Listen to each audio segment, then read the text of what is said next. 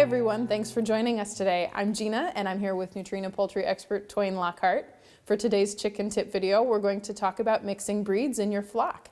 So Twain, if somebody's been at this chicken game for a little while and they've been through some of the standard breeds that everybody starts with, and they want to get a little variety in their coop, what breeds do you recommend? Well, there's so many, Gina. There's so many different breeds, and I like to recommend breeds that end up making good producers, layers, as well as being friendly, so they make a good pet. I'm a big fan of naked necks. You got to get over the ugly thing. Don't be a hater. They are awesome chickens. I'm a fan of Wyandottes, and I love sex links. I know a lot of people don't like sex links because they're a hybrid or a crossbreed, but they're real smart chickens. They lay a lot of eggs, and they tend to have a real good immune system. Oh, okay. Now, a couple of other things. Bantams are really cool. I love Bantams. Those are your miniatures. Think of the ponies of the chicken worlds. So almost every breed has a Bantam version. Rhode Island Red Bantam, Plymouth Rock Bantam. They're little tiny guys. The problem is chickens are flock animals. You mix the little Bantams in with your big ones, especially if they're cooped up and they can't get out, the big ones will pick on the little ones.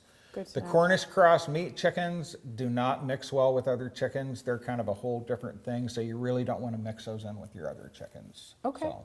How about feeding all these different breeds? Are there any requirements that come with that? Really, your Cornish cross meat birds require a meat bird diet, and your Bantams, they need a crumble, and when they're chicks, they probably you may have to get a very fine crumble. It's not a big deal, just grind it down a little bit because they are tiny. Okay.